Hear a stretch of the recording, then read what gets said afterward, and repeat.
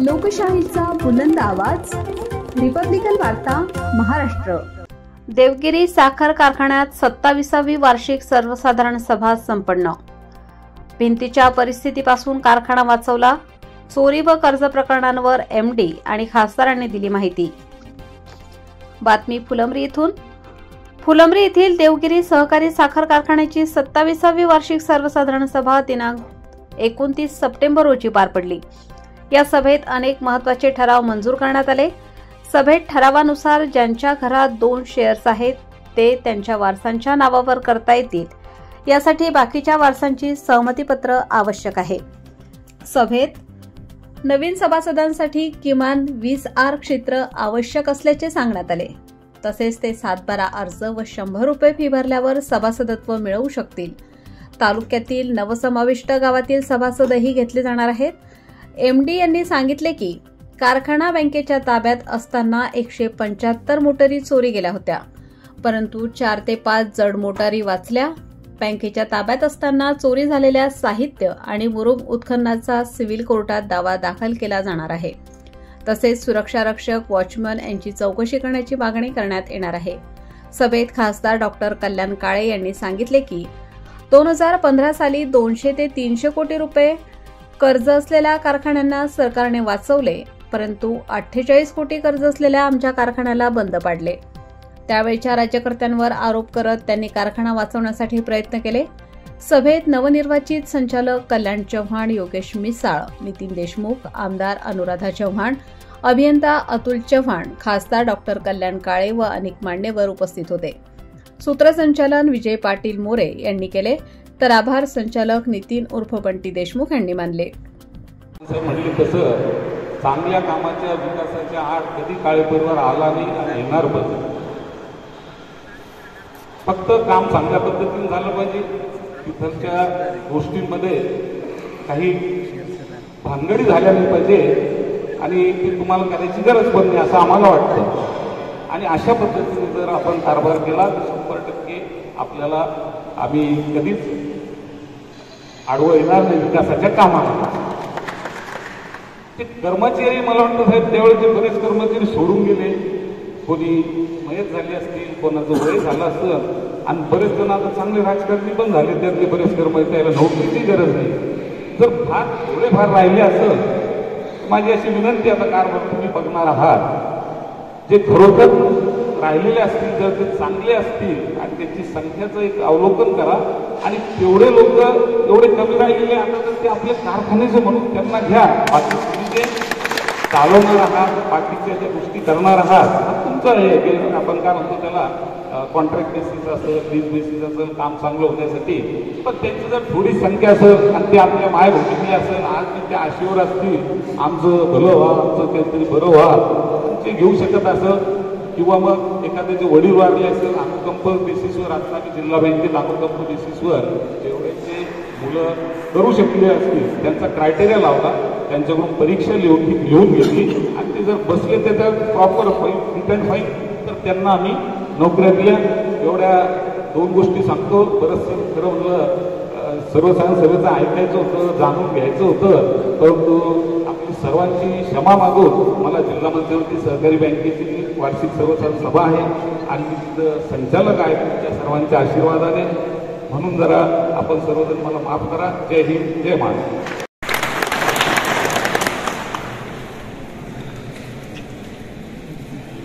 आणि आज आपला सर्वांनी आजपर्यंत जे पाठबळ दिलं आणि जी सर्वांची तळमळ होती की आपल्या या फुलंब्री तालुक्यासाठी, आपल्या या भागासाठी हा कारखाना सुरू व्हायला पाहिजे, तर आपल्या सर्वांच्या आशीर्वादाने, मार्गदर्शनाने आणि सर्वांच्या सहकार्याने आज आपला हा कारखाना सुरू होत आहे। त्याबद्दल मी आपल्या सर्वांचे खूप खूप मनापासून आभार मानते। आणि या कारखान्याची सुरुवात करत असताना मी दिलेला शब्द होता, मी आपल्या राज्याचे यशस्वी मुख्यमंत्री माननीय देवेंद्रजी फडणवीस साहेब असतील, आपल्या सहकार क्षेत्रामध्ये आणि कारखान्यामध्ये ज्यांचा सखोल असा अभ्यास आहे ते उपमुख्यमंत्री माननीय अजितदादा पवार साहेब असतील, त्यांच्याकडे हा विषय मांडला आणि आपले महामहिम राज्यपाल आदरणीय हरिभाऊ बागडे नाना असतील यांच्या मार्गदर्शनाने आणि मुख्यमंत्री आणि उपमुख्यमंत्री यांच्या सहकार्याने आपल्याला कारखाना सुरू करण्यासाठी त्यांनी परवानगी दिली.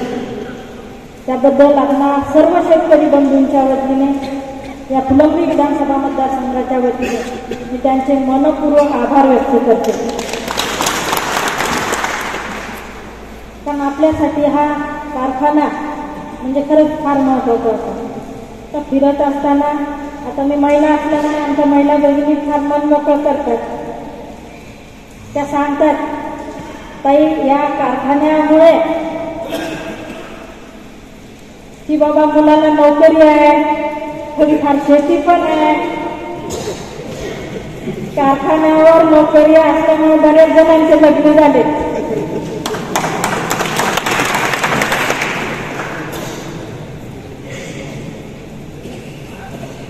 आणि नंतर ज्या आश्वासनावर ज्या याच्यावर आमच्या महिला भगिनींनी ते तुटू दिलं नाही तेवढ्या त्या समजदार आहेत. पण त्यांचं म्हणणं होतं की नोकरी गेली त्यांची. तर त्यामुळे आपल्या या येथील तरुणांच्या युवकांच्या यांच्या हाताला काम मिळावं. कारण एकदा कारखाना असेल, कुठला उद्योगधंदा असेल, उभा राहिल्यानंतर त्या भागाचा विकास व्हायला फार अवघड जातो. आज आपण बघितलंय रामबाबा वगैरे आपली हे सर्व संभाजीनगर तालुक्याची मंडळी आज ते सर्व कारखानदारीमुळे एवढ्या म्हणजे त्या भागाचा विकास आणि समृद्ध झालेला आहे. आम्हाला थोडीफार खंतबाबा इकडे फुलंब्रीसाठी होती.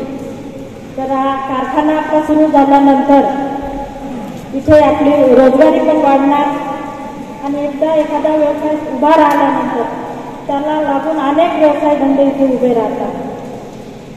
त्याच मागे आपण कारखान्याची फक्त सुरुवातच केली, म्हणजे इथे कामाची सुरुवात केली, पत्र बदलले, सगळे केल्यानंतर आपल्या इथल्या जमिनीचे भाव मला इथून काही शेतकऱ्यांनी सांगितलं किती 4 पट झाले का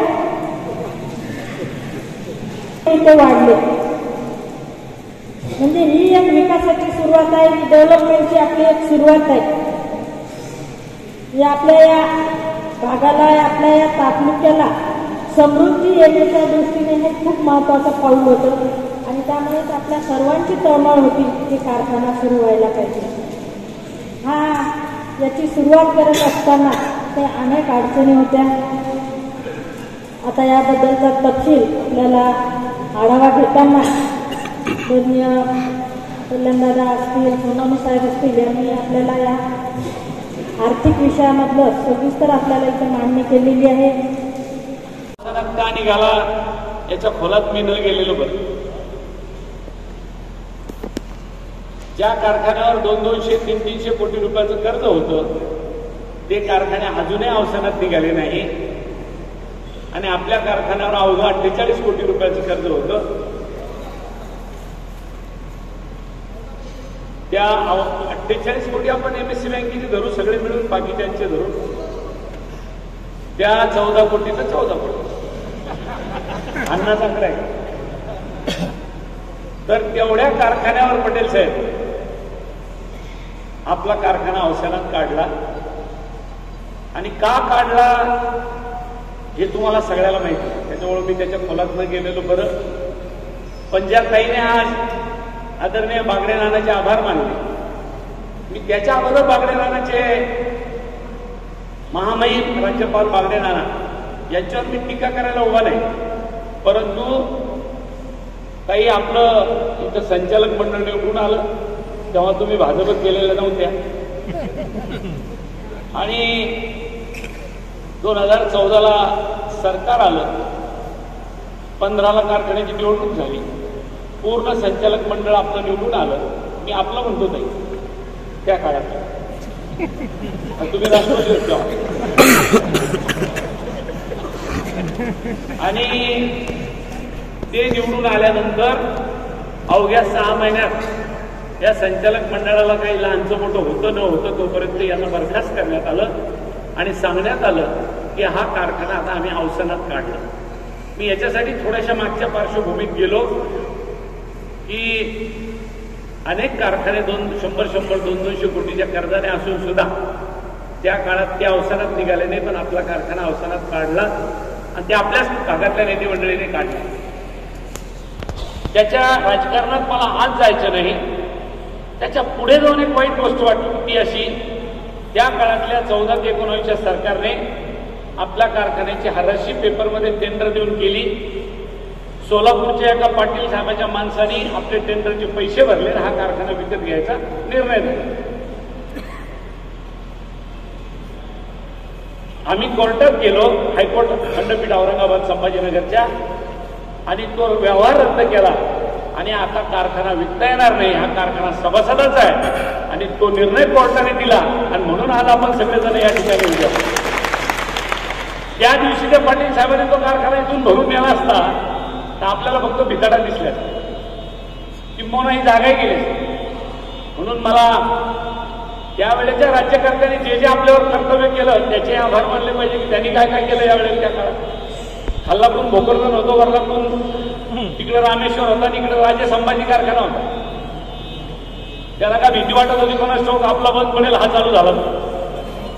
पण मला आपल्याला या ठिकाणी एवढंच सांगायचं आहे की आपल्या माध्यमातून का होत नाही, शासनाने याला मान्यता दिली आणि आपण आता चालू करायला हाती घेतलाय. आम्ही आपल्या कारखान्याच्या सर्व चांगल्या कामात आपल्या सोबत आहोत. कारण रिपब्लिकन वार्ता Maharashtra वृत्तवाहिनीसाठी Aurangabad Marathwada उपसंपादक Akbar Shah. Subscribe now and press the bell icon. Never miss an update.